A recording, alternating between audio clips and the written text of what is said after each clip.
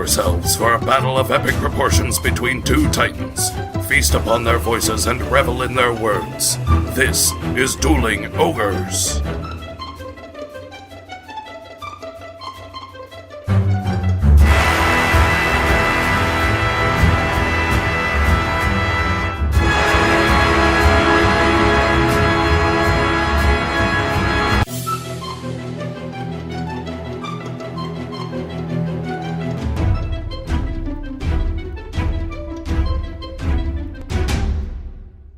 Hello, Ogres, and welcome to episode 22. Thank you for joining us, as always, on this interplanetary Wednesday evening, Earth date October 15th, 2014. I'm your host, Remington Hitchcock, and with me, as always, is my co-host, Brandon Full. Say hello, Brandon. What's that in the night sky, you say? Orbiting 80 miles above the Earth, the Dueling Ogres Space Station studio rockets at a cool 3,000 miles an hour. Look out, Sputnik. Dueling Ogres is going radioactive. Space noises. Space noises. And also with us today. Unfortunately. Not even, we didn't even ask him to be here. He just fucking shoes up. Hey guys, can I be in the podcast or something? Well, don't have a whole lot of choice now, do we? Yeah. With us is here. Cody Jones. Cody Jones. Fuck you guys. Don't eat the mic, Cody. God. Cody Jones from our Depression episode. Yep. Probably our most highly commented upon guest. The most highly acclaimed guest that we've had. And also one part of the Quarter of Retrograders. Yep. Our YouTube channel that we'll talk about later. Our quadfecta of the Retrograders. Quadfecta. I'm just expecting one day for my birthday that you guys just make me a microphone cake. And just don't eat the microphone. And we just berate you the whole time. Yeah. Don't eat the mic, Cody. You shit. So this week we are talking about space. I'm sorry, it wasn't as good as your intro. Yeah, it was pretty good though. Thanks. It was kind of like Pigs in Space. Yeah. Sort of. Pigs in space! We need a lot of echo Yeah. added to our voices. The entire time. Yeah, the entire time. That won't make it unlistenable No. or anything. But I might put an echo on the Pigs in Space. You should. Okay. Yeah, so we're talking about space this week. We're not a scientific podcast at all. So we kind of more just have some little news stories and stuff like that. Interesting to talk about. tidbits. We're really just phoning this in. You definitely... I wouldn't say we're phoning it in. I've got like 2 fucking pages of notes. Yeah. What made me think of the topic of space is Halloween month. Okay. I got some creepy space things. And also there was a satellite that was launched, or a probe in the late 90s headed towards Pluto. Uh-huh. And in about 6 months, it's going to pass by Pluto enough to get the closest pictures of Pluto's surface that we've ever got. So I was reading a Reddit AMA with the team that's running it and thought it was super interesting. That's cool. Yeah. There's been a few stories over the past 5 days or so. Since you wanted to talk about this so early on after the previous podcast, I had some time to subscribe to the RSS feed for I Fucking Love Science, iflscience.com. I seriously... Which is a super awesome site. I think that everybody in the universe is subscribed to I Fucking Love Science. I see at least 1 picture a day shared on Facebook. Yeah. I'm not, guys. You're not? No. You should be. I'm not either. Or not. I mean, there's some interesting stuff, but I didn't sign up to it until we started talking about space. Because you can actually sign up to the specific space RSS feed. They have a different one for each one, so you can do like biology or cool. space. Like or sub IFL sciences. Yeah, so that's pretty cool. But yeah, as far as space goes, I've always really, like, my experience with the cosmos, I've always enjoyed looking up at the stars and getting overwhelmed by the sense of my mortality and the sense of how small I am in the universe. It's something that... I bet you're a really cheery kid to be around. Well, no, it was strangely comforting. It really was. I would lay in bed at night and think of just... How little you matter? Yeah. No, just extra sensory sort of deals. Like, I mean, not just specifically about space, but out-of-body stuff. You're talking about like metaphysics and stuff? Yeah, metaphysical. Quantum mechanics. Yeah, things like that. Yeah, stuff like that. Yeah. So yeah, I know, that's my feelings on space in a nutshell. Yep. Oh look, I'm in a nutshell. What are your? I went to an elementary school that was directly beside a library. They shared a parking lot. And I remember checking out books on the planets all the time. They were probably like 30-page, big, kind of cardboard cover books made for children. And I would check out different ones probably once every 2 days because I'd run over and stay at the library for like 15 minutes before my parents would pick me up. Yeah. And I would read those books and lay in my bed and eat those orange peanut butter crackers. Yeah. And read about different planets. Can I ask you a personal question? What is your favorite planet in our solar system? I would say mine's the sun because it's like the king of planets.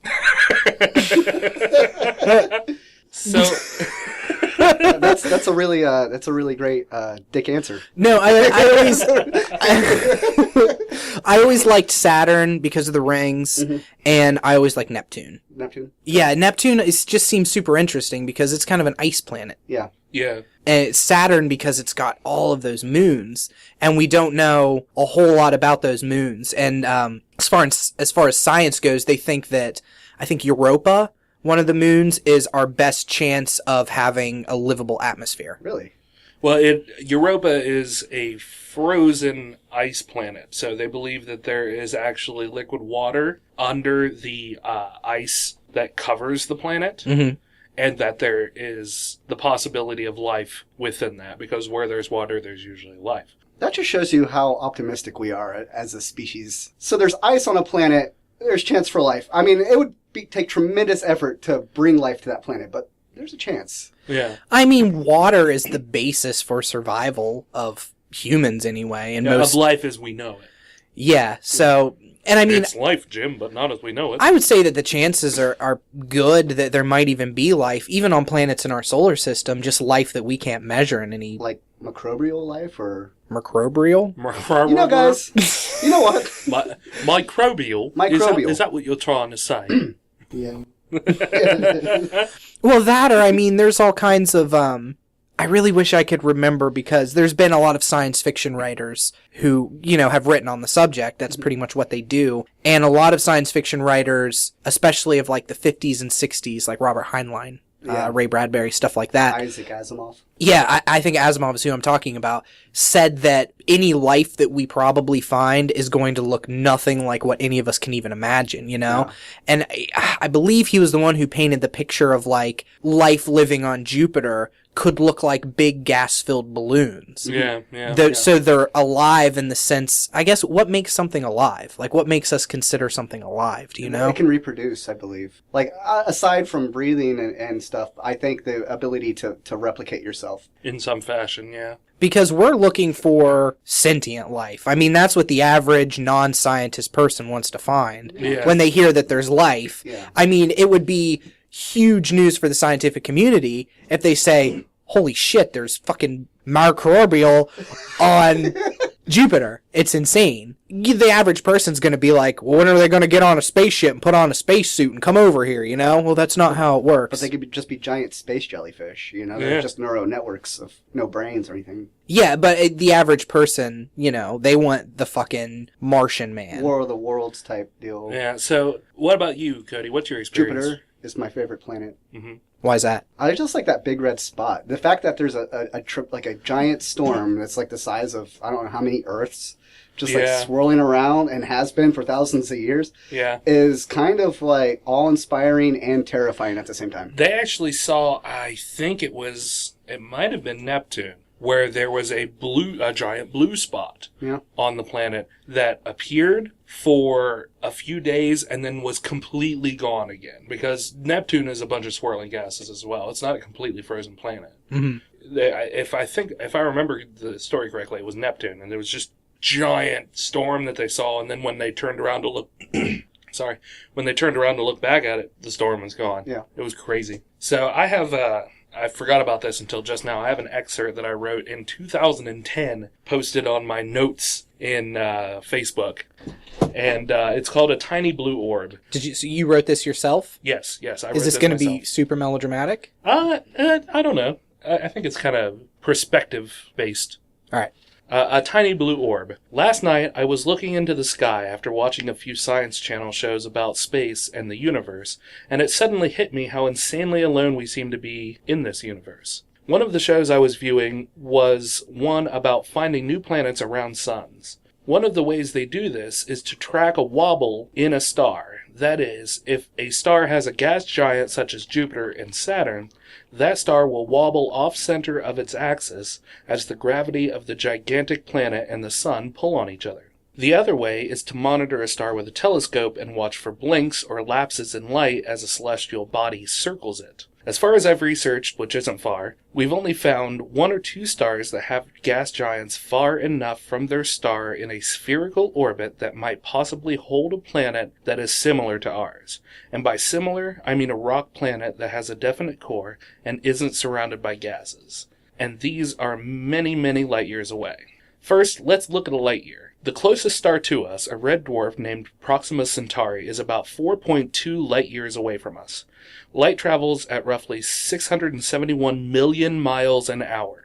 That means that light from this star is traveling 2.8 billion miles, if my math is correct, and I'm not a mathematician, between there and here. And this star doesn't even have a planet around it. So with that being said, the reasons why Earth is the way it is so completely coincidental that it is really unlikely that there is life similar to ours in our galaxy, let alone in the universe. The Earth is just far enough away from our star to not be a molten rock and... Or a frozen wasteland. Yeah, or a frozen wasteland. I completely lost my place. Nice work, Cody. Thanks. We have... Double teaming this. We have tides and seasons and things because of our moon. It also protects us from heavenly bodies like asteroids. We have an atmosphere that barely protects us from the harmful radiation that the solar flares exude. It is a ridiculous thing to wrap your head around. It just made me feel really small, but really lucky that I exist. It almost makes me believe that there really is a reason that we are here. Whether it be by divine creation, I simply can't be sure, but it does make you think. Einstein may have said it best, either everything is coincidental or nothing is. That was the only comment that was on that. Really? Yeah, it was Ethan. No. Oh. Not even any likes? Not even any likes on that? Why don't you like it now? Yeah, I like it. Yeah, like it. I like it in real time. I just like that in real time. I kind of wish I would have went back and reworded some of it because I really struggled through some of that. Well, I think Cody and I also struggled through that. I heard... And the listeners did too. I heard in my head The Cure playing behind it the whole time. I don't care if Monday's blue. Yeah, but before I even started reading, you already had wrote it off as this melodramatic... Well, I was just being a smartass for that. But, I mean, it was 2010, you know? Yeah. It's very... I think anytime you write something, you look back at it years later, at least for me, and it's very unlikely that I'm going to be like, this was great, so much as I'm going to be like, I've grown different than then, you know? Yeah, there's some things in it that, like when I was talking about the unlikelihood of there being life that's similar to ours, I mean, I still think that's a little presumptuous. Yeah, it is a little presumptuous. Knowing a lot more about the universe than I know, it's kind than I knew even in 2010. Well, because I know it's kind of a retreaded argument, but the idea is that if the universe is infinite, then there are an infinite number of worlds. Yeah. Which means that there are an infinite number of planets exactly like us. I don't know how true that is, but, you know, mathematically it makes sense, I would think. Yeah, I mean, it's infinity. You know, that sideways 8. Good contribution, Cody. So far, we've brought Cody on and just mocked everything he said so far. Why is that? I'm on the Meg of your guys' podcast now. Shut up, Meg. I think it's really interesting that anytime that humans talk about space, generally it boils down to whether a planet is habitable by us or not. Yeah. It's like, what can this planet do for us? Yeah. You know, can we live there? Well, since we're basically just animals, it all boils down to self-preservation, you know? Yeah. We look at planets and think, can we live there someday? Because Tap that. I I think everybody's starting to come around to the fact that we're doing major damage, irreparable damage to our planet. Yeah. You know? Yeah. There's still a lot of people fighting against climate change, but it seems like it's slowly more and more people are getting on it as if, oh yeah, it is happening because all of the scientific fact fucking backs it up. Like cocaine in the 80s, you know? Yeah, exactly. Good for you. Everyone got on it, but slowly, and then... Now everybody does it. Now everybody does it. Everybody. Are you going to pass that tray? Yeah. With a... You don't do cocaine off a tray. You do cocaine off a mirror because it's flat, asshole. Again. Shut up. That cocaine builds up, dude. Tomato. All right, so we have some stories, yeah? Yeah. So I figured I'd start off in a fashion that was branching out from the Earth. It seemed like the most appropriate. So I've got a couple of different news stories about the moon. So this story suggests that the water on the moon, which they've found water on the moon in ice and within the rocks. Did they? Yes. Oh. Small amounts, barely harvestable. I don't know a whole lot about it. Well, we got a lot more water here. I mean, I want to go to this real quick. It's amazing to me how scientific breakthroughs, especially regarding space, are so quickly just like, that's awesome, and then forgotten. Yeah. Like in just you even saying right now, yeah, they found water on the moon, small amounts in rocks. Like growing up, it was just, if we find water on the moon, that's fucking crazy. Yeah. And they have found water on the moon. Just like the fact that we have a goddamn robot on Mars right now. and we're controlling it. And we're controlling it and taking pictures on Mars' surface. Mm-hmm. And people it's just like, yeah, we have a robot on Mars now. We've acclimated to it. For instance, when I was even in grade school, the kind of technology we have today, back then I would blow my mind. I would be like, oh my God, we have a smartphone that I can do a billion things on and search whatever information. You used to have to look up in an encyclopedia, Yeah. But it's the fact that we acclimate so quickly to technological advances, and I agree with you. Back in the day, it would be like, that's awesome, but, we grow so quick to stuff. So the story goes, in the 1970s, the Apollo missions really portrayed the moon as a very dry and desolate place. The moon has very, very little, if no atmosphere at all. It's got very low gravity. But in 2009, researchers discovered that there were small particles of water that were clinging to the moon's soil. So that raised the question, well, where did this water come from? Initially, it was thought that it was because of celestial body bombardment. So asteroids and things of that nature hitting the moon. Or moon tears. Or moon tears. Or a the faucet. moon was crying. A giant space faucet. And they've most recently discovered that might not be the case. It actually might have come from solar winds. Really? Yeah. So solar winds carrying minute amounts of liquid on them. They actually think that the protons from the solar wind combined with the oxygen that's on the moon generated the water. So the protons, I imagine, would carry hydrogen atoms, and those would mix with the oxygen atoms to form molecules of water. So the water that's found on the moon doesn't originate from the moon. The oxygen originates from the moon, yes. And then the hydrogen, this is at least what this postulates, is that the hydrogen from solar winds combined to make water. Yes. Like the rings from Captain Planet? Yeah, exactly like that. If I remember correctly... That monkey didn't last very long on the moon, unfortunately. If I remember correctly, the moon actually has quite a bit of hydrogen, really high-quality hydrogen. H3 is what it's called. H3, yeah. It's a very, very high-quality hydrogen, and that's one of the reasons why they postulate that in the future, the moon will be our natural space station, where it's a jumping-off point for new space missions, because it takes a lot less energy to get off of the surface of the moon because of the gravity being so low. And also, if you can harvest that hydrogen and use it as a fuel, then it's a great jumping off point for more space exploration. Well, here's my input on that, and this might make me sound ignorant or dumb, but if you harvest enough of the H3, do you think it would throw off the moon's weight and somehow consequently affect its pull on the Earth? Well, the moon is already pulling away from the Earth as it is anyway. Why do you have to creep me out like this? Like, really? It's pulling away? Like, are we going to lose? Are we going to look up one day and it's just gone? Every year, I think we lose. I can't remember if it's inches or centimeters, but I mean, it's slowly creeping further away from the Earth. It's like, God, humans suck. All those smelly apes down on that planet. I would think that the hydrogen you're pulling out for fuel would be so negligible as far as it goes. You know, with the human population expanding at a huge rate every year, like in the billions, the amount of oxygen we take hasn't really affected the atmosphere. And not to mention, like, not only are there more people, but there's more, bigger people. And you also have to keep in mind that a hydrogen... Are you calling me fat? Is that what this... Not directly. The hydrogen is the lightest of the atoms on the periodic table anyway. Okay. Helium isn't it? Well, is helium lighter? No, hydrogen is the first one. Are you sure? Yeah. Not. You sure it's not helium? It's hydrogen, helium. Yeah, I think it is hydrogen. But anyway, you guys have done a really great job at making me look ignorant, so... Well, I don't think we really need to work on that a whole lot. No. I do want to say about the moon, though. I've been playing a lot of Destiny, and if it's taught me anything, and I didn't know this, is that the moon is covered in temples and space stations and at least 3 different kinds of aliens. Really? 3? Yeah. Huh. Yeah, there's 3 different kinds. There's the Fallen, there's the Vex, and the other one that I don't remember. Now, I think I've heard about the Vex before in textbooks. Yeah, they're robots. Okay. They worship a robot god. Yeah, that makes sense. And again, folks, we are not a science podcast. No. I think we've made that abundantly clear already. And all of these articles you can find on iflscience.com.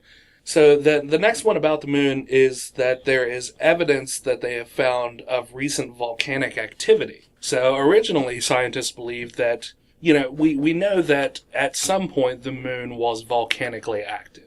But they thought that activity stopped a long, long, long time ago. We know that the bulk of the volcanism that happened on the moon from samples and crater counts was 3.9 to 3.1 billion years ago. And that we thought that volcanism had stopped about 1 billion years ago. But dozens of newly detected topographic anomalies reveal that volcanic activity didn't stop on the moon as abruptly than we thought. So that's a pretty much direct quote from that article. Okay. So what? So it's still, they're basically saying that they thought that the volcanism just shut down completely, but it slowly tapered off, yes. Yeah. Which doesn't, it's just an interesting factoid. It doesn't really have any bearing on the planet or the moon in itself. Yeah, that's what I was going to ask, is if this has any sort of implications at all, or... No, not really. It's honestly just a very interesting factoid. And I think that's what a lot of these articles are. It's just like, oh, you read it, you go, oh, and then you're done. Yeah. It's not really going to, affect your day completely, hopefully. No. You're like, I got to call off work. Did you know that a volcanic activity didn't just stop on the moon?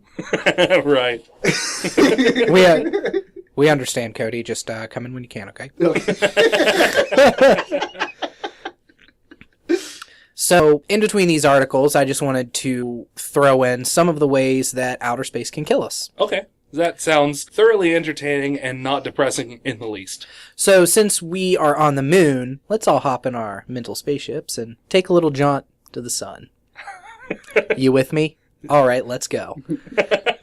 The sun will burn up its hydrogen fuel supply in the next 5 to 7 billion years. Right. It's estimated that in 500 million years, the heating of the sun will cause more water vapor, slowly removing carbon dioxide from the atmosphere. That, of course, carbon dioxide, as it disappears, will stop feeding plants, which will then die off, and then animals will follow as we can't eat the plants. So the idea that the sun burning out, that a lot of people have, myself included, honestly, is that billions of years from now when the sun burns out and starts to expand, it was just going to be one of those, oh god, it's hot, done. But we are going to be, as a species, unless we've left this planet dead long before it does that, because the sun will slowly start to heat up, stuff will start dying that way. Can I add to this? I'm going to anyway. But I think another thing that people don't think about either is the fact that the way that we have a nickel center in our plate rotating, and then there's like an iron layer over that, is what keeps us with our electric magnetic field around the planet. And after that starts slowing down too, which is probably going to be way before the Earth or the sun exhausts its fuel, I've heard that the sun might just blow away our atmosphere. Yeah, the solar winds will just start taking off more and more of our atmosphere and will be exposed to lethal amounts of radiation. Like in Spaceballs, when they take all the oxygen. The sun will actually have a giant vacuum cleaner that it's going to... We'll have to use the Schwartz. I have, as I'm talking about these different things, I have quotes for most of them from scientists who I read some of these papers to get the general idea. I mean, I had to skim over a lot of the stuff because about 80% of what they were talking about, I had no fucking clue what it meant. Right. Wait till I start getting into the quantum physics way we can die. That's going to be fun for all of us. I love it. This is a quote by Iowa State University's Leanne Wilson. She was part of a group of scientists who wrote a paper detailing what's going to happen as the sun heats up. Earth will end up in the sun, vaporizing and blending its material with that of the sun. That part of the sun then blows away into space, so one might say Earth is cremated and the ashes are scattered into interstellar space. Nice. That's morbidly poetic. That one's not one to worry about because we're going to be long dead and our children and grandchildren and 100-year down the line grandchildren are still going to be here. I'll start getting into more of the ones later on that could happen at any time. Okay, that sounds good. So going back to the article and going a little further out from the moon, we head to Saturn and its largest moon, Titan. So the Cassini space probe took a picture and noticed a giant cloud of cyanide hovering over Titan. It's huge and it's very cold. Fun fact about cyanide. If you get half a cup of apple seeds and eat them, it's enough cyanide to kill you. A half a cup? Of apple seeds. Yep, that's true. Just a half a cup? Just half a cup. Wow. Yeah. Think how many apple seeds are on Titan right now. Just creating cyanide. I mean, that's proof enough right now. Yeah. I mean, are people mashing up apple seeds, or are we talking about a world just populated by sentient apple seeds? Well, sentient apples, naturally. Somewhere on Titan is a race of sentient apples and an apple scientist right now talking about how their emissions are eventually going to destroy their ozone layer with the quickly growing cloud of cyanide above them. Yes. So in May of 2012, astronomers detected a large swirling cloud above Titan's south pole. It covers over 1 million square kilometers, and it's been seen at very high altitudes of 300 kilometers ever since. Researchers attributed this polar vortex to the shifting seasons, but previous estimates of the temperatures at this altitude have been too warm for the clouds to form. So, in exploring what gave rise to this cloud, a team led by Remco de Kolk from Leiden University analyzed observations by the Cassini orbiter of the spectrum of sunlight reflected by Titan's dense atmosphere. And it turns out that the cloud is made up of hydrogen cyanide, HCN, ice particles. Quote, the light coming from the polar vortex showed a remarkable difference with respect to other portions of Titan's atmosphere. We could clearly see a signature of frozen cyanide molecules. And as a gas, cyanide is present in small amounts in the atmosphere. End quote after the molecules bit. But as a gas, cyanide is present in small amounts of the atmosphere, but finding these molecules in an ice form was surprising. Cyanide condenses to form frozen particles only if the atmosphere temperature is as cold as minus 148 degrees Celsius. That's about 100 degrees Celsius colder than what molecules of Titan's upper atmosphere predict, or about 50 degrees in a year. The thing I wonder about cyanide is, I know obviously it's deadly to humans, but is it deadly in a way that chocolate is deadly to dogs? Like, is it one of those things that's only us, or does it kill, like, any... You have to build up a certain amount of cyanide in your system before it kills you. Okay. That's why when you hear about somebody who has been poisoned with cyanide... It's over a long period of time. Yeah. And they get sickly. Yeah.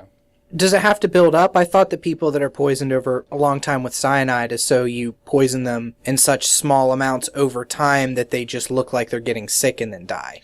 And it's less detectable. Because you can just dump a fucking cup of cyanide in somebody's, kickstart that they're drinking while recording a podcast, and they'll die pretty quickly. Yeah. But you do it in small amounts, so it's harder to detect. Yes. And also, chocolate isn't fatal to dogs. It's dark chocolate's fatal to dogs. Normal chocolate isn't.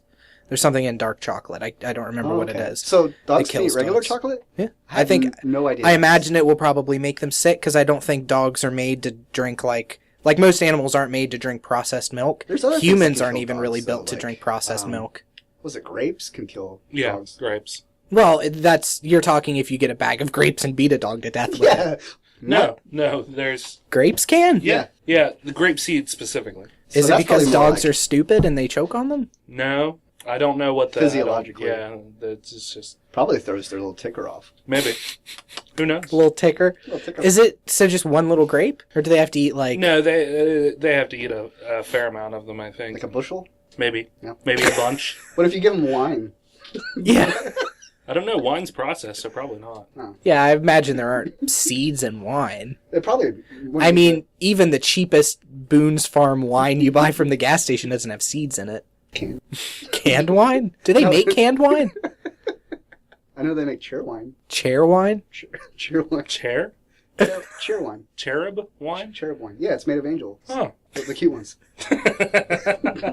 Why don't you kill us in space again, Brandon? We're going to stay on the sun here for just one more little second, and then we're going to head out into the solar system once more. All right. Solar storms, which is where there's a geomagnetic solar storm, a solar coronal mass ejection. Yes. What any of that means, I have no idea.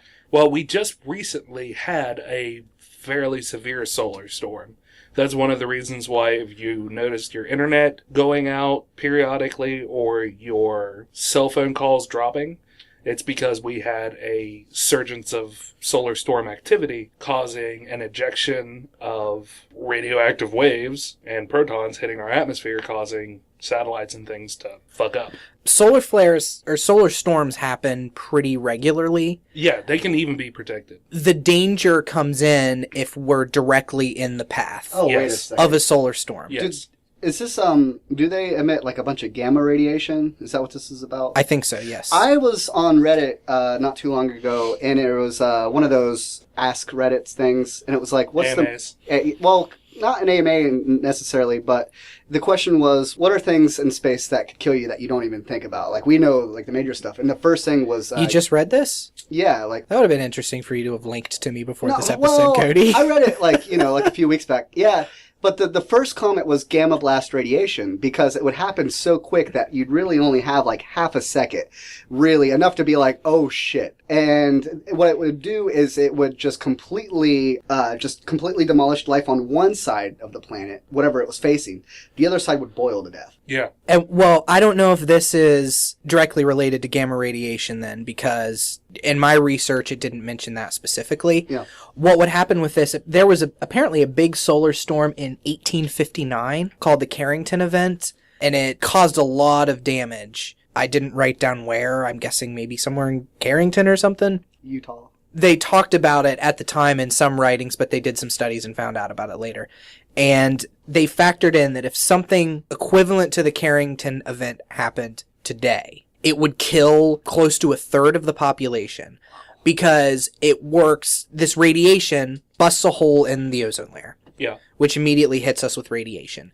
Even if that didn't kill us, the solar radiation would work like an EMP and shut down electronic devices. It would destroy satellites, destroy all phone. It would destroy, phone connections, internet connections, stuff like that. Any sort of electronic stuff that people are hooked up to for medical reasons would be shut down. That's where a lot of the deaths come from. Pacemakers. In the Carrington event in 1859, phone operators were physically shocked by the machinery. That's how strong it was. Yeah. Oh, wow. There's a projection that if something like this were to happen today, and between 2012 and 2022, scientists estimate there's a 12% chance of this happening. So pretty low. Yeah.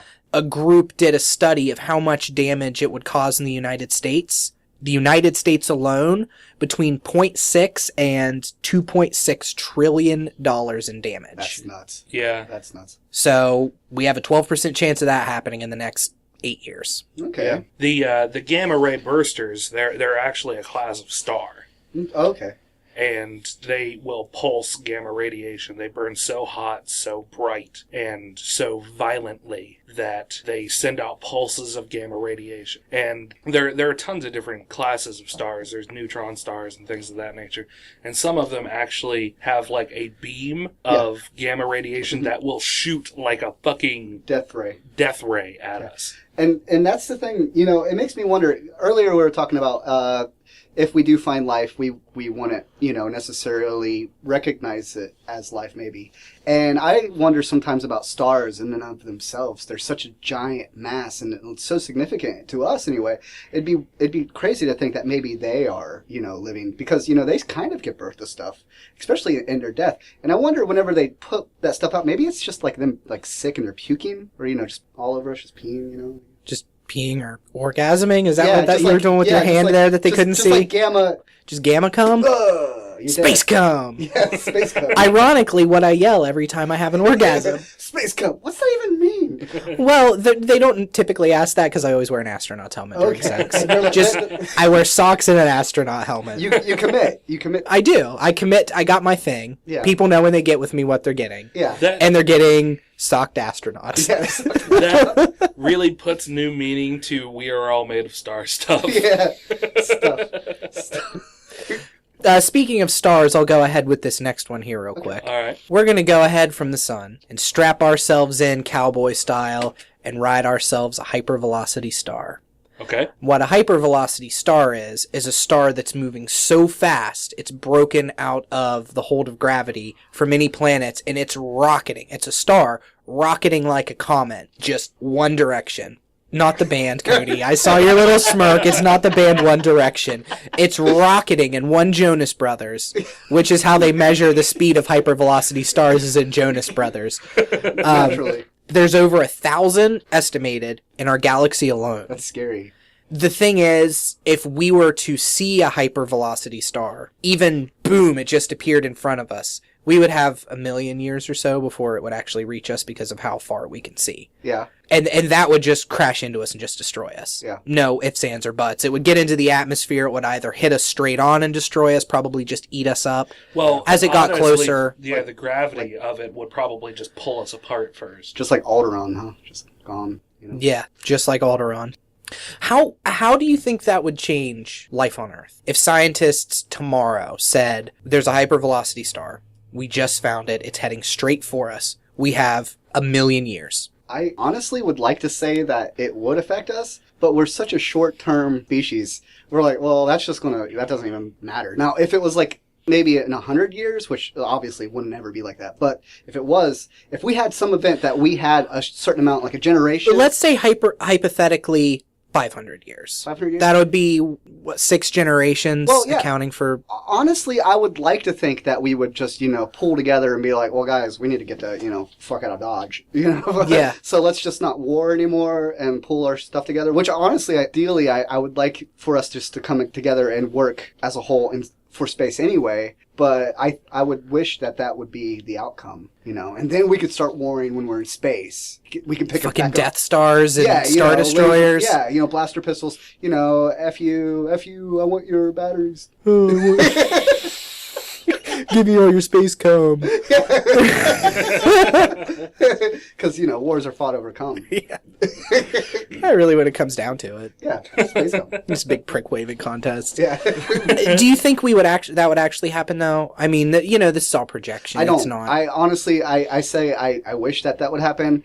But I don't know if it's just me being 29 years and jaded, but I just feel I'm very misanthropic about people as a whole. And I don't You just think people would serve their own purposes? Yeah, they're like, fuck it, people 500 years from now, we'll be dead. And that's what we're doing now. It's like, oh, global warming, I don't care. I'll catch the tail end of that mess.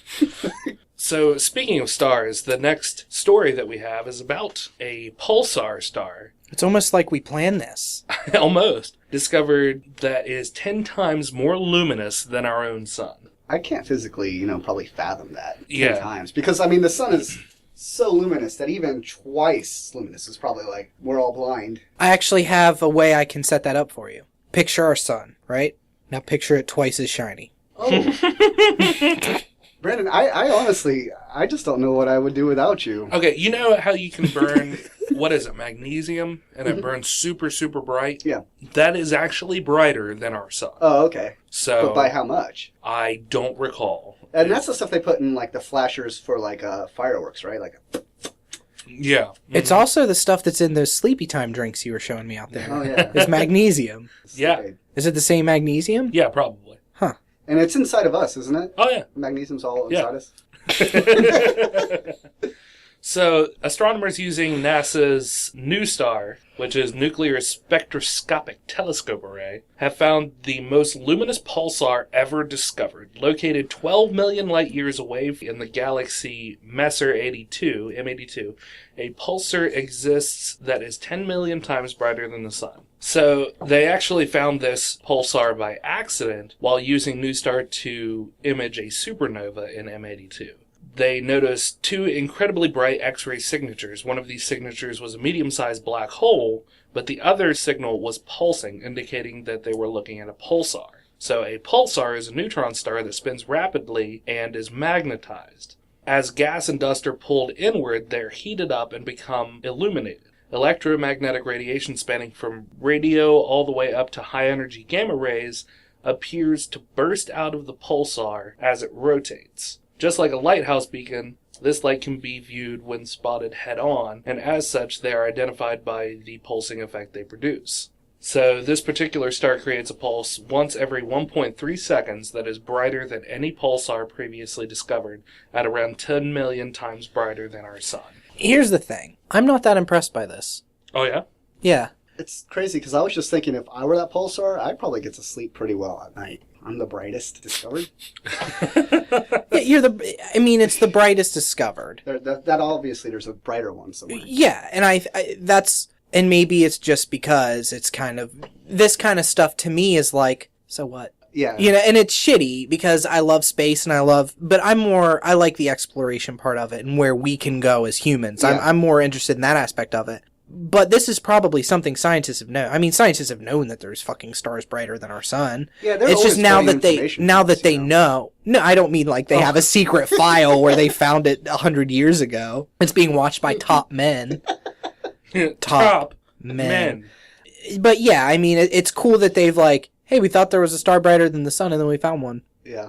It just sounds like a really boring Thanksgiving conversation when, your drunk uncle asks you as an astrophysicist what you've been up to lately. Oh, it's actually pretty interesting. We found a pulsar that's brighter than our sun and twice as bright, actually, if you could picture that. All right, Junior, that's interesting and everything, but, you're interrupting the game, so you need to shut up. Word. Why don't you space flight yourself over to the refrigerator and get me another beer? Well, NuSTAR's principal investigator, Fiona Harrison of Caltech, said that you might think of this pulsar as the Mighty Mouse of stellar remnants. It has all the power of a black hole, but with much less of the mass. So try and put that into some sort of perspective. It's got the sucking power of a black hole, but it's just not as massive. It's sucking power. I'm sorry. Suck. Suck. Suck. Suck. That's weird. We typically don't do this until after we stop recording. I don't know. I've always been a worrier as a kid. I worry a lot. Not a warrior. I worry. And as a kid, I was really interested in space and everything, and I'd worry about all the things that could kill us. Just like, you're really feeding into it. But when I don't know if I'm the only guy who does this, but I often drive around and look at the horizon and imagine what like a cataclysmic event that was happening that moment would be like. Like a comet or a blast, or how much time would I have? Or yeah. I often try to imagine that, and I don't know why, but you ever do that? You ever like look at the horizon and be like, oh man, what would happen if a comet hit, or even in like a bomb? No, I usually look for aliens. Aliens? Yeah. She continues to say that the pulsar appears to have the eating equivalent of a black hole. Or 4.5 Remingtons. Or 4.5 Remingtons. This result will help us understand how black holes gorge and grow so quickly, which is an important event in the formation of galaxies and the structures in the universe. So, I mean, they can use the eating capacity of this pulsar, pulling in the gases and the particles around it, to further explore what happens when a black hole eats. Because you can't, I mean, that's just it. Once you hit the event horizon, everything just looks like it's stopped in time. Mm-hmm. So you can't really see what's going on. So they have something that they can study as if it were a black hole without actually being a black hole? Yeah. Okay. So, I mean, does that make it feel just a little more important to you? I think the problem is, at least for me, is that humans only have a certain capability of understanding things before they enter that vast space of abstract. Oh, yeah. And this is where that hits for me. You know, with you saying you can't imagine something brighter than the sun, you know, I was joking, but obviously it's really hard to because it hits that abstract where we don't even understand. I mean, there's been studies where they have gone up to the amount of numbers that humans can comprehend. And once it hits a certain, you know, in the millions and billions, it might as well be, you know. It might as well be infinity. Yeah. It's just a bunch to us because that's not how our brains are wired. A bunch. Yeah. I find it interesting that something so intrinsically strange and misunderstood as black holes is also so crucial in the development of galaxies and stuff. Yeah. I've done a few different school reports on black holes, so, you know, I'm kind of an expert. And, I've always been fascinated about them, and, I don't know anyone who really hasn't. Yeah. You know? I learned everything I know about black holes from Soundgarden. Okay. Are you talking about the song Spoon Man? I think they put it best when they said, "Black hole sun, won't you come and wash away the rain?" Thank you for that pantomime. Yeah, your pantomiming doesn't really translate well to audio. No. Well, But I think they will hear you going, "Wash away the rain," real quiet in the background. And you guys giggling. Little schoolgirls. All right. Do you have a black hole one that can tie us together with that? I don't have anything written down on black holes, but black holes were also on the list of ways that can kill us because there's a lot of black holes are so dark that we just can't even see them at all to even know where they are. And there's multiple black holes in our galaxy. And they're all moving. So would I be wrong to say that black holes are kind of like the black ice of the space world? You can't see them until you hit them. Yeah, and then all of a sudden, boom, you're, derailed and... Fucked. Skidding all around. Yeah. Whoa! Universally. Oh, honey, I almost didn't make it home today. I hit a black hole. You would not believe it. You would not believe it. I just sat at the side of the road for 10 minutes catching my breath. Yeah, and then I went through a wormhole and I was just in a parallel dimension, and now you have a penis. And I think it's going to work out just fine. I think it's going to work just fine, dear. All right, so we're riding that hypervelocity star right now. Okay. And it's going to take us a while to get where we're going. So we're going to take a little trip inward to look at ourselves, to think about the universe, the galaxy. And we're going to realize that scientists are now starting to think, and this is where it gets into quantum physics, and I know for our hundreds of quantum physicist listeners, they're probably not going to like this and want to correct me on it, but this is just the basic understanding of what I have here. They speculate now that we live in something called an unstable vacuum. Okay. Which means that all of the matter that we understand right now is actually unstable matter. And that's why everything... don't work. Sort of, yeah. Entropy. Yeah. The fact that everything is slowly degrading. Yeah. Like having Cody on the podcast. We're just slowly degrading him. But that's all we understand of matter so far, is that it slowly is degrading over time and everything is falling apart. They believe that that's called unstable matter, and that there exists out there stable matter. And at some point, at any point, stable matter could suddenly manifest itself and push the unstable matter out of the way. So at any point, everything we know, galaxies, universe, world, ourselves, disappears in an instant and is replaced with stable matter, which would totally reconstitute everything. Wait a second, Brandon. Are you trying to say that stable matter would take our jobs? They would come in and take our jobs. So they've been studying this. Yeah. And the general consensus among quantum physicists as far as this goes is that there's no way we could tell when it happens. If it happened, it happens. But it's going to happen someday. Just everything in an instant. Just boom, replaced. It's hard for That would be really bad for the growth of our podcast. Yeah. I'm trying to I don't understand what it would look. I need some stable matter in my hands so I can just roll it around. I don't. Again, we're out of the scope of understanding. What is stable That's matter? the thing. They have no way to know what stable matter is because it's something we can't even comprehend. It's been probably mathematically deduced then, It's just at the end of an equation, they're oh, stable matter, that's a thing. And I think right now it's still in the theoretical phases too. Yeah. Or phase. I have a quote from Sidney Coleman and F. De Lucia, who wrote this paper. What this paper was about was the fact that stable matter was going to replace us, and then it was going to be stable. But now, through quantum physics, they've realized that stable matter would pop in, replace us, and then immediately cave in on itself. Oh, wow. And just wipe out everything. So that's what this quote is referring to here. Well, that's really lame. The possibility that we are living in a false vacuum has never been a cheering one to contemplate. Vacuum decay is the ultimate ecological catastrophe. In the new vacuum, there are new constants of nature. After vacuum decay, not only is life as we know it impossible, so is chemistry as we know it. However, one could always draw stoic comfort from the possibility that perhaps in the course of time the new vacuum would sustain, if not life as we know it, at least some structures capable of knowing joy. This possibility has now been eliminated. Brandon, That's now dark. Here's the deal. I've had the same vacuum for about 7 years. Now, how do you explain this? Does it still work as well as it did originally? No. Entropy. Oh. At some point, stable matter will replace that vacuum, but it won't be a vacuum that you will understand in any way at all. And also the Cody understanding it isn't even going to be a Cody. So really, I probably won't even have to be worrying about the floor then. The floor could be something entirely different, made up of something... Like the ceiling. The floor will become the ceiling? Well, I think you're thinking a little small scope here. It's because I know what you're painting. You're painting a picture of everything except it's upside down, right? I think you need to think Brandon, more broad strokes. Okay, so I just want to clarify here. They called me in high school I want to clarify here real quick. because I was on the swim team. What we're talking about is the idea of our entire universe being replaced by an entirely different matter-based universe. And how you picture this is you with a better vacuum cleaner walking on the ceiling. Yeah. That's your... It's good though. I've been trying to get these cobwebs for years.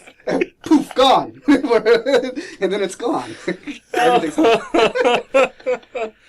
Oh my god. Speaking of matter, our next article has to do with dark matter. And that new measurements suggest that there might be half as much dark matter in the Milky Way as previously thought. So I'm going to go ahead and go off of this article fairly verbatim. Using a century-old technique to probe the borders of our galaxy, a team of Australian astronomers have estimated the amount of dark matter in the Milky Way. Intriguingly, according to their new calculations, there could be half as much of this poorly understood substance in our galaxy as once thought. I've been thinking about dark matter. I know this is going to sound like I'm joking, but I've been thinking about dark matter a lot this summer. And I don't understand it. I read somewhere that, at any given second, there's millions of dark matter drops going through your hand, Yeah. And it's just I can't fathom something that exists yet is basically immeasurable. Yeah. Isn't that why it's dark matter? Is because they don't know what it is? They've just measured that there's something there, but they have no idea what it is specifically. So let me go ahead on to the next paragraph here. Dark matter is an elusive substance. It doesn't absorb, reflect, or emit light, meaning it's invisible to both our eyes and the instruments we use to detect normal matter. Because it doesn't interact with the electromagnetic force, we only know it exists because it exerts gravitational effects on visible matter. Although we can't see it, physicists have calculated that it makes up about 25% of the universe. The stuff of our bodies, stars, dust, and planets, or normal matter, make up a mere 4%. The rest is something even more strange, dark energy. So they actually do have a way to kind of calculate dark matter Through gravitational interaction. However, once they made that step, they went on to dark energy. And they know nothing about fucking dark energy. It's strange. Do you guys, bad segue, do you guys believe in ghosts? No, I don't. Brennan? No. I'm 50-50. But I often wonder... Like a ghost is. Yeah, like a ghost is. Mm-hmm. I often wonder if maybe there's like a dual planet going on, you know, and then we got our matter side, but then you got the dark matter side, and there's just people like, I can't imagine, you know, whatever they would call our matter. They're like, we understand that there's an interaction, but what if they just like interact in our world and move things around a little bit, and then, you know, we're like ghosts, but really it's just... And then they think we're the ghosts, too? So you're saying that ghosts are like alternate dimension something or others? See, I can't say that I 100% don't believe in ghosts. Yeah. I've never seen anything that's made me believe in ghosts. Not even the movie Ghostbusters? Or just the movie Ghost? Yeah, the romantic comedy? Yeah. I did have a really weird moment a few years ago where I was making a clay pot. Mm-hmm. And it felt like somebody behind me was helping to guide my hands. Like a masculine person... Yeah. Yeah. It might have been the dude I picked up from the bar. The Roadhouse? Although dark matter is very difficult to study, researchers are able to measure its mass using a method pioneered in the early 19th century by British astronomer named James Jeans. I paused because I know that would get laughed at. James Jeans. James Jeans. You know, he got made fun of so much in school. Because he never wore jeans. It was always khakis. Yeah, it was always slacks. James Jeans never wears jeans. And he's like, one day I'm going to discover something, and that'll show you. Yeah, that'll show you what it's like to not wear jeans and wear slacks all the time. It makes you more important. That's why I wear them. Actually, he went on to change his name to J.J. Abrams and made a few space movies, didn't he? No. That's interesting. That didn't happen. Actually, before James Jeans, his father changed his name when he came to Ellis Island. He was originally James Sweatpants. Oh, okay. It didn't get as much respect, though. So this technique, which was developed long before scientists even knew dark matter existed, involved measuring the speed that stars are traveling throughout our galaxy. While astronomers have been doing this for some time, they had never used it to examine the very edges of the Milky Way, which is what they did in this latest study. So by peering this far out, some 5 million billion kilometers from Earth, they were able to obtain measurements that allowed them to calculate the mass of dark matter in our galaxy. Although it was found to be a pretty huge figure, some 800 trillion times the mass of our sun, that is around half of the previous estimates. This team's new measurement has also helped them solve a problem that's been a thorn in the cosmological side for almost 15 years. As explained by lead author, I am not even going to try to pronounce his name, the widely accepted idea of galaxy formation and evolution, the lambda-cold dark matter theory, predicts there should be numerous large satellite galaxies around the Milky Way. However, when their new measurement is applied, the theory predicts that there should only be 3. And that is precisely what we observe. The large Magellanic Cloud, the small Magellanic Cloud, and the Sagittarius Dwarf Galaxy.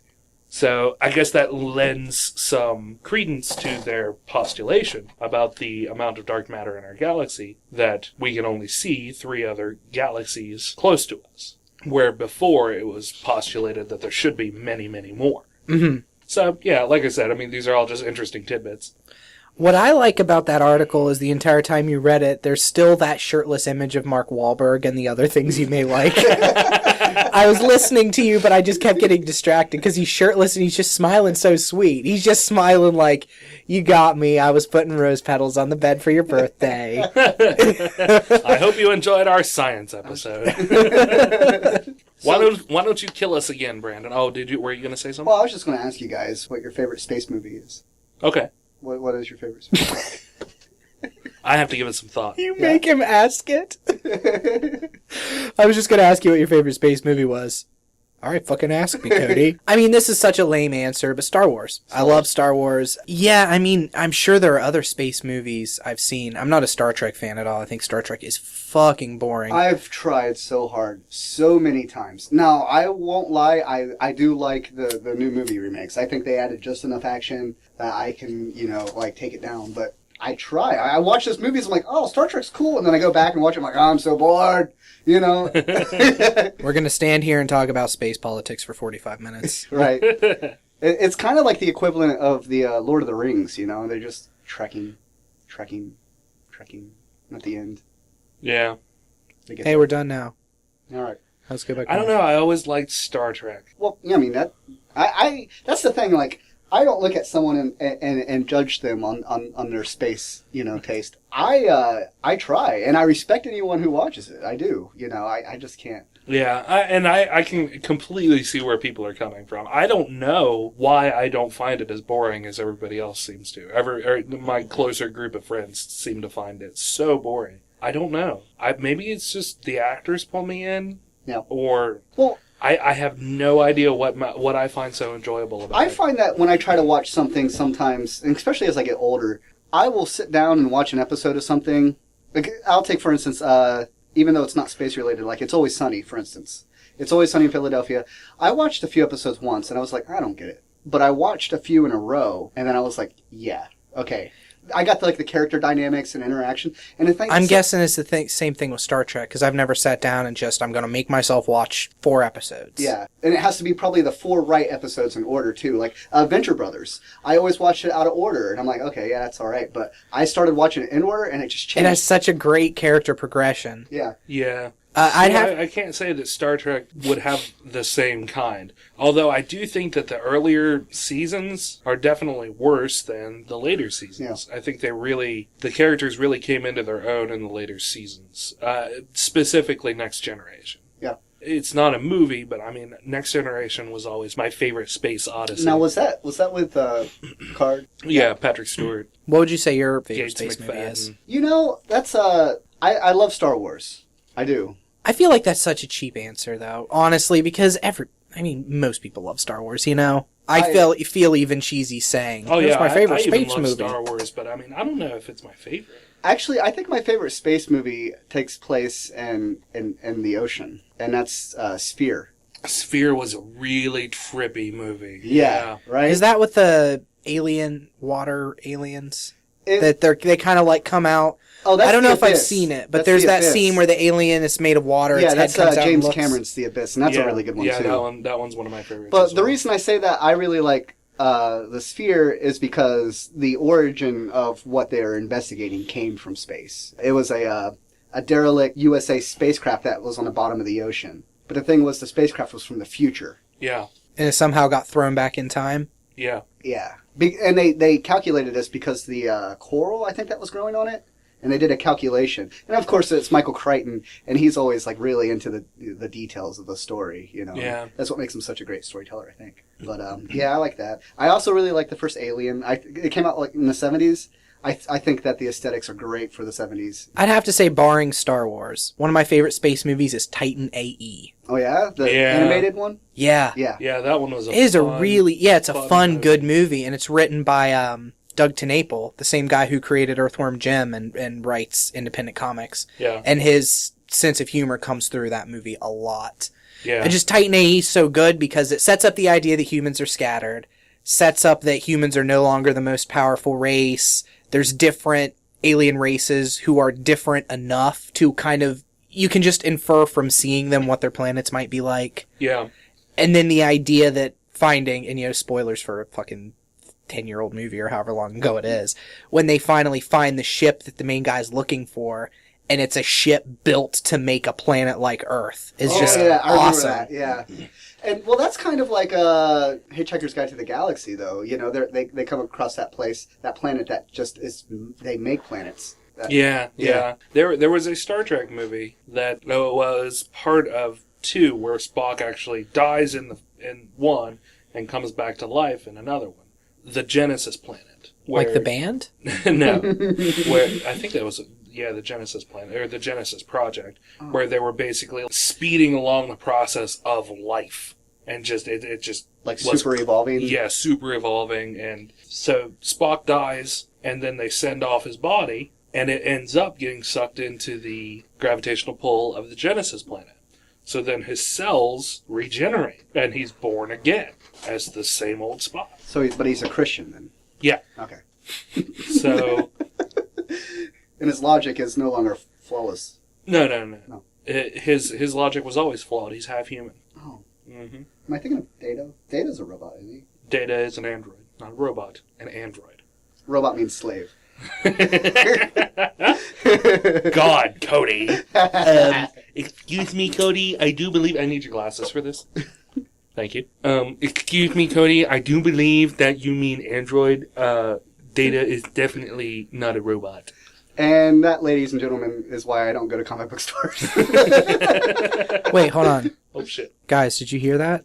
Something's outside of our hypervelocity star. Well, we've been talking about these important things. What is it? It looks like aliens. I'm weighted with bated breath.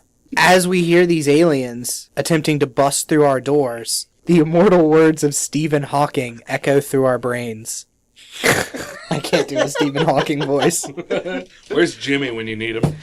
If aliens visit us, the outcome would be much as when Columbus landed in America, and that obviously didn't turn out well for the Native Americans. We only have to look at ourselves to see how intelligent life might develop into something we wouldn't want to meet. Yeah, Stephen Hawking is a real... cripple. You gotta edit that out. I'm not. I think he's aware of his situation. When you first said it and choked, when you said Stephen Hawk, I was expecting you to just be like Stephen Hawkman. You know, like some layman who doesn't... Yeah. Stephen Hawkman says, I don't know about space aliens. Aliens is fucked up. Stephen Hawkman. But no, Stephen Hawking is really, on a personal level, kind of against us finding alien life, intelligent alien life. Yeah, he thinks that he genuinely thinks, from what I've heard, that if we run across another alien species, they're going to be warlike and they're going to want our resources, mm-hmm. and not to meet up and play nice. Yeah, and I feel like a lot of big thinkers think that. I even think that probably Ray Bradbury held the same type of perspective. Yeah, he did write a lot of stories about but in a lot of his stories, it was we meet aliens and we kind of fuck them up. Yeah, we would. Yeah. I hope so. You get on your little reserves, aliens. I really feel like humans as a species, though, if aliens were to come down and there was any sort of war, if it wasn't just aliens come down and they're so technologically advanced that they just, in a second, they take us over. Mm-hmm. I really feel like humans would end up killing themselves before being enslaved by aliens. I really think that that's just part of the human spirit. Yeah. And maybe it's from too many movies I've seen. Yeah. Anytime there's space and there's a human, the human's always known as like, you put your life on the line, you're crazy, like, why would you do that? Yeah. I feel like that's kind of how humans are, Yeah. You even look at like suicide bombers who think they have something better in the next life. Soldiers who join the military for a paycheck and are just like, they're trained to just like, all right, go in there, you're probably going to die, good luck. Yeah. That's just what we do, Yeah, we have that kind of warrior spirit. So I think if it was any sort of war, in the typical sense of aliens come down and they have armies and fucking laser guns and stuff, it wouldn't be a total massacre. Or it might be a total massacre of the humans, but I think we would take out a lot of them on the way. Are you saying it would be a lot like the movie Independence Day? Welcome to Earth? Welcome to Earth. Welcome to Earth. If aliens came in that way, yeah. I don't think we could hack into their systems or anything, but no. I don't think... probably we wouldn't win. Because what's our ultimate weapon? Right now, what is humanity's ultimate weapon? There was a small series about if aliens were to invade our planet. And while our governments would collapse... Are you talking about Alf? No. Before you get up for that final snack, I want you to know I've got your cat! Ah! They speculated that, our governments would crash, but we would live on in small tribes, basically. Yeah. And we would use what little technology we had left to work together in a way that, say they come to take our resources. That was the driving force behind this. They didn't come for us, they came for our resources. Yeah. And they were just flying over forests and just pulling trees out with tractor beams. Yeah. And they speculated that these small tribes would form guerrilla cells and use, C4 and just whatever they happen to have around. And hook them to the trees? Hook them to the trees and then set them on a timer to explode once they get out of range. So you're saying that the same thing that we're doing to kill ourselves, we would just... Adapt. and pull together. Because the thing about humanity, which I find sad and also endearing, is how we need a common enemy. As even in our countries. Like right now, it used to be the Red Scare, communism and Nazis, but now it's terrorists. We always need like an idea. And I think that if we had an idea and it was aliens, we could be like, oh, Middle Easterns, okay, we're okay right now. Let's just go kill them. And then we'll get back to it. Yeah. It's been proven time and time again that a human will do a lot of fucked up stuff to survive. Yeah. Yeah. That's hardwired into us. That's our entire purpose besides propagation, is to exist and live as long as possible. Uh-huh. Unfortunately, the aliens breaking through have ejected us into space. Okay. We don't have our spacesuits on. Oh, man. Fortunately, we don't immediately die in space. Well, that's good. That's comforting. We've got a little less than 2 minutes. Okay. Unfortunately, we're going to lose consciousness in about 30 seconds. Mm-hmm. What's going to happen is, right before we got ejected, Remington had the bright idea of holding his breath. Aww. He's immediately dead. That's funny because I was just going to say that you should probably exhale. The air is forcefully pushed out of you because of the pressure difference. If you've held your breath, the air will basically explode your lungs. Okay. The idea in movies of humans like bug-eyed exploding wouldn't happen. Apparently our skin is way more resilient than what we realize, and while things might rupture internally, we're not going to explode. Our skin is made to keep us together. Yeah. Any water on us, inside of us, our muscles, is going to boil immediately. We're going to be blind after about 10 seconds as all of the liquid in our eyes boils off, and our tongue. Okay. We're going to start to swell because we have no more water in our muscles. About that time is when we're going to fall unconscious. And at that time we look like a split hot dog? No, we still stay together. At that time we start to turn blue as our heart, there's not enough water in our body for our heart to continue pumping. Oh. So at about 90 seconds our heart's going to stop beating. There's no more oxygen in our body because of the pressure difference, and then we're going to suffocate.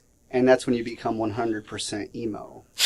When your heart stops beating. Now, if we were unlucky enough to be ejected in some of the light of the sun, we're just immediately going to fry. Okay. If we're also unlucky enough to be ejected in the shadow of a planet or a moon, we're going to immediately freeze. It's so crazy how fragile we are, you know. Fragile, I would say how resilient we are. That we can live for almost 2 minutes. Yeah. In straight up space, no spacesuit or anything, just 2 minutes. I mean, we shut down after 30 seconds. Yeah, the fact that we can even exist 30 seconds. I think that we should really just honestly start, like how we work out on Earth, we should just go out there for 10 seconds. Get stronger in space. Move it up to 20. Well, I didn't see what long-term effects are. Yeah. But I would think that even in the 10 seconds, it's speculated that all of the liquid boils off of your eyes and tongue and you're blind. I don't know if that would come back. I don't think you just pop in an eye drop and be cool again. Probably not. No. No. It was just an idea. That's what I'd bring up at the next board meeting. So, to finish up, I would like to know how much you guys know about celestial bodies, specifically the rocky bits that fly around us in space. So, can either of you tell me the difference between an asteroid and a comet? I can attempt. An asteroid is made out of rock, while a comet is made out of frozen gases. Okay. Yeah, a comet is ice, has an icy tail. I know that. Whereas an asteroid is something that you play in a pizza place arcade. So, yes, you're correct. A comet is a relatively small solar system body that orbits the sun. When close enough to the sun, they display a visible coma, which is a fuzzy outline or atmosphere due to solar radiation, and sometimes a tail. An asteroid is the same, but it's made of rock and metal, and they don't exhibit a visible coma or tail like comets do. How about a meteor and a meteoroid and a meteorite? A meteorite hits Earth. Yes. A meteor burns up in the atmosphere and a meteoroid doesn't, or vice versa. A meteor burns up in the atmosphere. A meteoroid is a small rock or particle of debris in our solar system. I was going to say also a meteoroid is the next step up from steroids. And where do hemorrhoids fit in? A meteoroid is just... I'm so glad you made that joke because I was going to. Ironically, both of them burn up. A meteoroid is basically a smaller asteroid, just smaller in size. It hasn't entered into an atmosphere or anything, whereas a meteor has entered into our atmosphere, and it'll either burn up or land on the Earth, at which point it becomes a meteorite. Okay. I also had some stuff, and I'm not going to go over it because we're running long already. I was going to go into a little bit of the animal testing, sending them into space. So I'm going to skip over all that except for 2 points. Okay. I don't know why this made me laugh so much. The first instance of somebody sending animals into orbit, or not orbit, into space, which is just super high, I think, at the edges of our atmosphere, was in 1783, when the Montgolfier brothers sent a sheep, a duck, and a rooster up in a hot air balloon. Just, we are going to do it. Well, and in their studies, the explanation was they sent the duck because ducks can survive that high. They all died. Yeah. Of course. They were just like, well, ducks fly really high, so the duck will be fine. That'll be our base, our test group. The other thing real quick, and I only bring it up because it's going to be, we have a song related to it at the end of this episode, is Laika, I think it's pronounced, the first dog sent into orbit. And that was the dog sent on Sputnik 2. Right. And this was, they don't know exactly what breed Laika was. Yeah. But the Russians had, I think, 4 dogs that they were training, and then picked one to send into space. And I'm not going to go into a whole lot of it. You can read up. It's Laika on Wikipedia. There's a big thing. The testing that they did is kind of sad what happened to the dogs. They would keep them for up to a week at a time on Earth in contained pods to try to acclimate them to it. When they sent Laika up, Laika means curly, they sent Laika up knowing that she wasn't going to come back. And the official report for a long time was that they euthanized her up there. They had it set. They had food that euthanized her after they got, because they had operated on her and hooked wires up inside of her, so from Earth they could keep track of her vitals. And the story was that after a few days they euthanized her because they knew the pod wasn't made for re-entry and keeping her alive. Mm-hmm. In, I think it was 2008, one of the scientists who worked on that project came out and said, no, Laika died within like 3 hours of going up there from heat stroke. It got up to like 110 degrees in there. Laika survived for about 3 hours before the heat got to her. So yeah, dogs do not do well in heat. A lot like they just left it in a car. Yeah, pretty much. They train these dogs to eat a gel that it gave out. So for months beforehand, they fed them only this like nutritional gel and got them used to eating that. They built a monument for Laika in Russia in also 2008. And I have one quote here from one of the scientists, because apparently from what I was reading, for a long time, nobody viewed it as wrong, you know? And even now, like, obviously I hate animal cruelty and all that, but I mean, I thought you were going to end with, obviously I hate animals. And I'm like, I hate animals, so fucker. Now, there's a certain place for animal testing in our world, I believe. Unfortunately, it is. And some of the stuff that cosmetic companies do, and this is off subject really, some of the stuff that cosmetic companies do is fucked up and like shouldn't be done. Like spraying animals with perfume in their eyes and just blinding them and stuff. But the 50s and the space race and all that was a totally different time where it was just who can get up first. Fuck it, throw a monkey in that rocket and shoot it up. Who cares? You know, we'll see what happens. Monkey come back with 2 tails? We don't know. Yeah, we don't know. So Russia and even the United States didn't view sending this dog up as anything problematic at all. This is a quote from one of the original scientists, I think the same one who came out and said Laika died within a couple hours. Work with animals is a source of suffering to all of us. We treat them like babies who cannot speak. The more time passes, the more I'm sorry about it. We shouldn't have done it. We did not learn enough from this mission to justify the death of the dog. Only that it's hot up there in the capsule.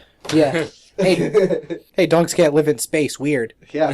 They also, they found some sort of species on Earth that lives in swamps, in moss. It starts with a T, I can't remember, so you might just cut this out, Rim, because I don't remember. It's called like a trigadere or something. It's a micro thing. But they're also known as water bears. They did a test, and they lived in the vacuum of space for 10 days. Yeah. They're one of the toughest animals known. They can live at the lowest temperatures and highest temperatures. Mm-hmm.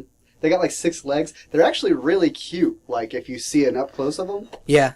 Yeah, they do kind of look like bears. Yeah. Hence the name. And they live in water. That's the layman's term. But yeah, that starts with a T or something. I know what you're talking about. It is really interesting. All right. So to wrap up the show, we have one shout out requested by Keisha for the Monsters of Jimmy Crumb, James Patrick, who we had on episode 17. We Are Not Batman. Okay. He was the comic book writer that we had on for our interview. So his newest comic, The Monsters of Jimmy Crumb, he's written and illustrated by Jen Hickman, released under the 21 Pulp banner, will be coming out soon. You can find their pages, Jimmy Crumb page and a 21 Pulp page on Facebook, and they also have Twitters at Jimmy Crumb and at 21 Pulp.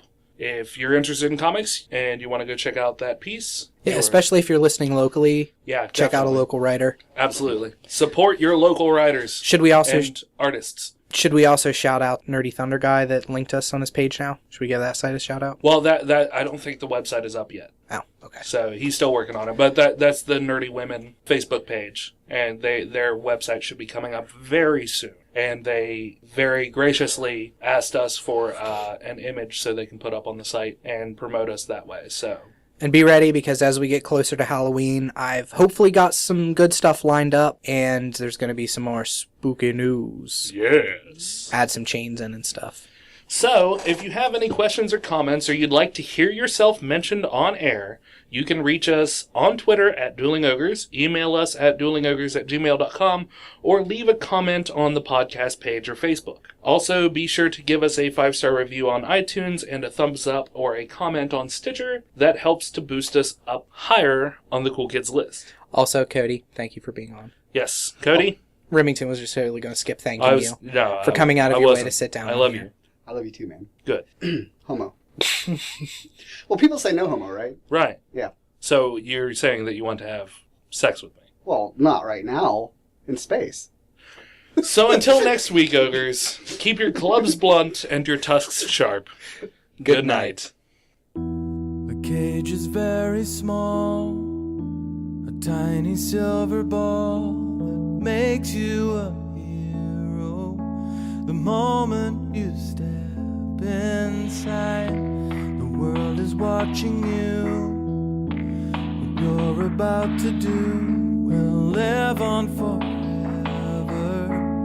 even though you'll be dead and gone. Buckle up, we're about to turn the engines on.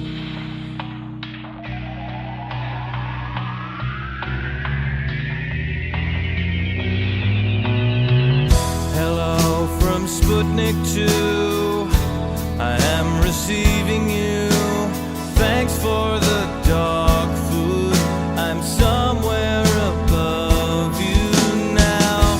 Guess what, Malash and cough, I took the collar off. I'm holding my own leash and walking myself outside this door. I don't think I wanna be a good dog anymore. Now I'm floating free and the moon's with me, and it's bright enough to light the dark, and it's so high up here and the stars so clear. Are they close enough? Will they hear me bark from here?